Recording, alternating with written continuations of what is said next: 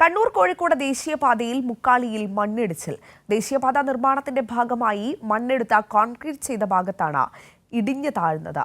മണ്ണ് മാറ്റാനുള്ള ശ്രമം നിലവിൽ തുടരുകയാണ്. ശക്തമായ മഴയെ തുടർന്നാണ് ദേശീയപാതയിലേക്ക് മണ്ണിടിച്ചിലുണ്ടായത്. വാഹനങ്ങൾ കടന്നുപോയിക്കൊണ്ടിരിക്കുമ്പോഴാണ് സംഭവം.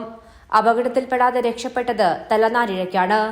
രാവിലെ 8 മണിയോടെ കോൺക്രീറ്റ് ചെയ്ത ഭാഗം റോഡിലേക്ക് പതിക്കുകയായിരുന്നു.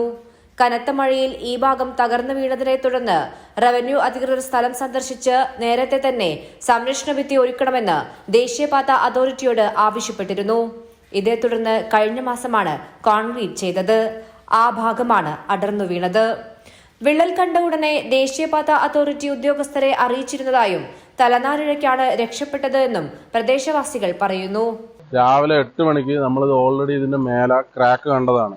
ആ സമയത്ത് നമ്മൾ അറിയിക്കേണ്ട വാഗാടിന്റെ ആൾക്കാരെയും അദാനിന്റെ ആൾക്കാരെയും NHന്റെ ആൾക്കാരെയും വീഡിയോ സഹിതം അയച്ചു കൊടുക്കുകയും അവർ വരാമെന്ന് പറയുകയും ചെയ്തതാണ്. ഒരുപാട് ആൾക്കാർ സ്കൂളിൽ പോകുന്ന കുട്ടികൾ, ഓഫീസിൽ പോകുന്ന ആൾക്കാരെല്ലാം പോകുന്ന വഴിയാണ്. എൻ്റെ വീടാണ് ഇതിന്റെ മേലെയുള്ളത്. മണ്ണിടിച്ചിലിനെ തുടർന്ന് ഇതുവഴിയുള്ള വാഹനം വഴിതിരിച്ചുവിട്ടു. കണ്ണൂർ ഭാഗത്തു നിന്നും വരുന്ന വാഹനങ്ങൾ കുഞ്ഞിപ്പള്ളിയിൽ നിന്നും, വടകര ഭാഗത്തു നിന്നുമുള്ള വാഹനങ്ങൾ കൈനാട്ടിൽ നിന്നുമാണ് വഴിതിരിച്ചുവിട്ടത്. ചോമ്പല പോലീസും അഗ്നിശമന സേനയും സ്ഥലത്ത് ക്യാമ്പ് ചെയ്യുന്നുണ്ട്. മണ്ണ് മാറ്റാനുള്ള പ്രവർത്തനമാണ് നടത്തുന്നത്. കൈരളി ന്യൂസ്, കോഴിക്കോട്.